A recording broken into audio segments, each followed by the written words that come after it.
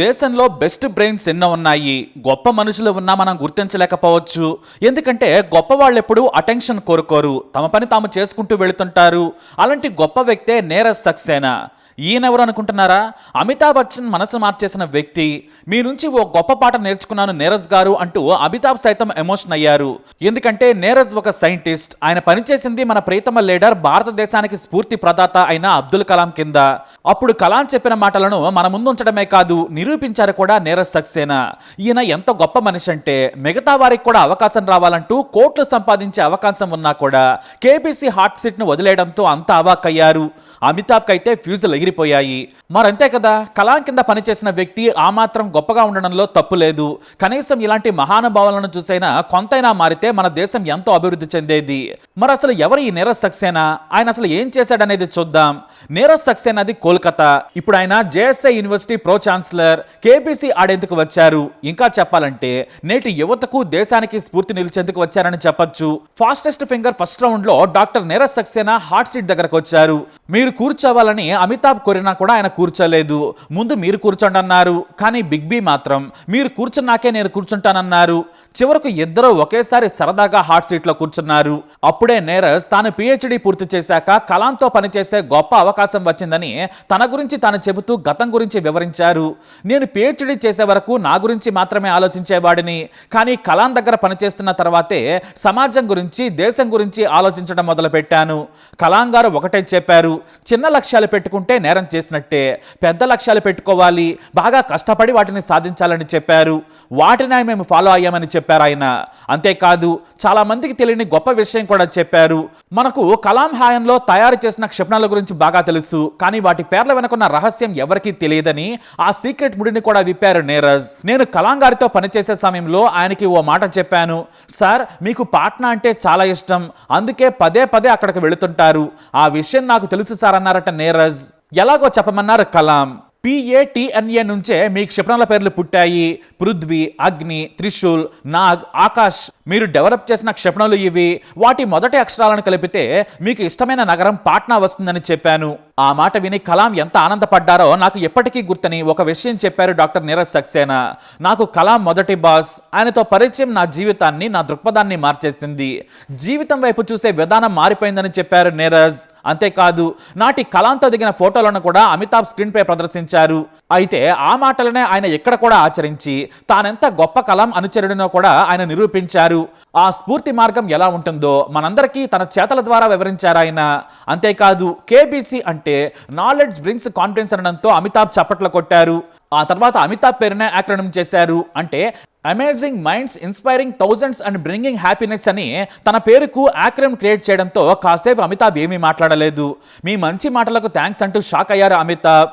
ఇక తన గురించి చెప్పిన తర్వాత కేబీసీ గేమ్లోకి తీసుకెళ్లారు అమితాబ్. శ్రీ వెంకటేశ్వర స్వామి దేవస్థానం మన దేశంలో ఏ రాష్ట్రంలో ఉందనే ప్రశ్నలు సంధించగా ఏపీ అంటూ సరైన సమాధానం చెప్పారు. ఆ తర్వాత 20,000 ప్రశ్నగా అభినవ్ బింద్రాకు సంబంధించిన వస్తువులు స్విట్జర్లాండ్లోని ఒలింపిక్ మ్యూజియంలో ఉంది. ఆ వస్తువు ఏంటని అడగ్గా రైఫిల్ అని సమాధానం చెప్పారు నీరజ్ సక్సేనా. ఆ తర్వాత కలాం గొప్పతనం గురించి చెబుతూ మంచి విషయాలను నేటి యువతకు అందించారు సక్సేనా. వరుసగా సమాధానాలు చెబుతూ వెళుతూ ఉన్నారు. రామాయణంలోని ప్రశ్నకు కూడా ఆయన అలవోకగా సమాధానం చెప్పారు. రాక్షసుల నుంచి యజ్ఞం చేసే సమయంలో కాపాడాలని రాముడిని తీసుకెళ్తానని దశరథుడిని అడిగింది ఎవరంటే విశ్వామిత్రుడిని చెప్పారు. ఇక ఆ తర్వాత ప్రశ్నకు కూడా సమాధానం చెప్పారు. మంజుల్ భార్గవ్కు సంబంధించిన ప్రశ్నకు గణితమని సమాధానం చెప్పి 3,20,000 రూపాయలు గెలుచుకున్నారు. ఆ వెంటనే మరో ప్రశ్న అడుగుతుండగా నీరజ్ సక్సేనా ఓ మాట అన్నారు, సార్ మీకో విన్నపం. నేను ఈ ఆట నుంచి తప్పుకోవాలనుకుంటున్నాను. మిగతా కంటెస్ట్లకు అవకాశం ఇవ్వాలనుకుంటున్నాను. నేను జీవితంలో ఎన్నో సాధించాను, ఎంతో చూశాను.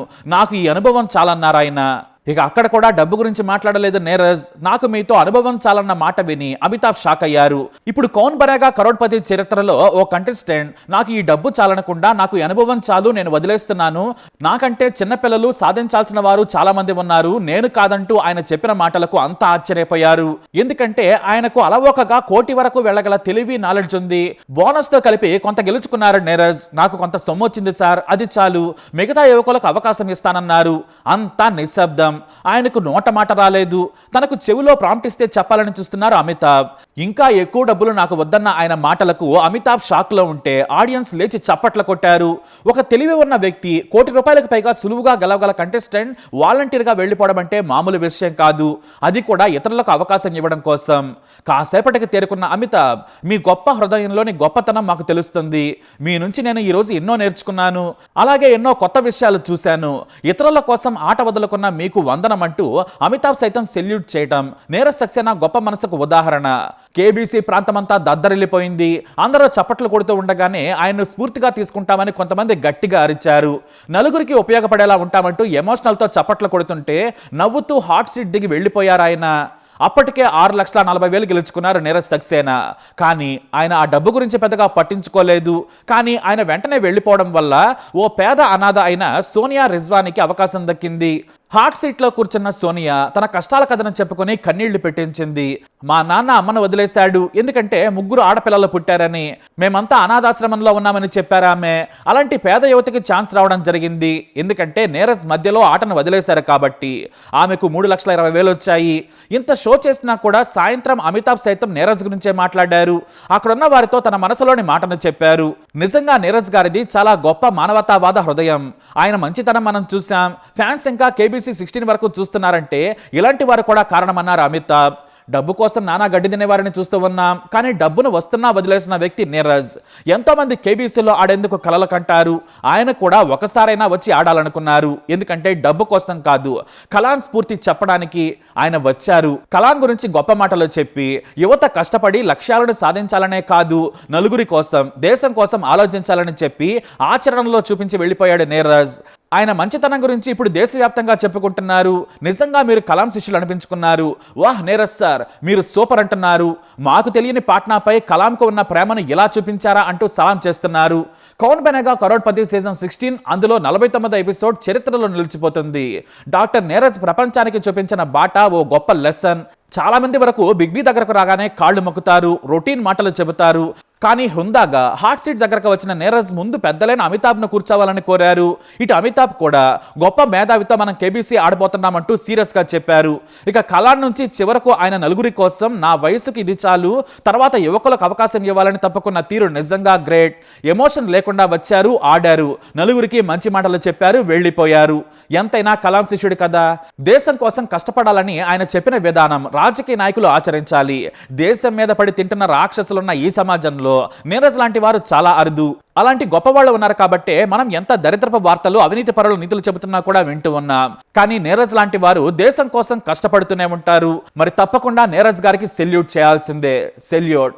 మరి నీరజ్ పై ఉన్న మీ అభిప్రాయాన్ని కమెంట్ ద్వారా తెలియజేయండి. వీడిని లైక్ చేయండి, షేర్ చేయండి, మా ఛానల్ని సబ్స్క్రైబ్ చేసుకోండి.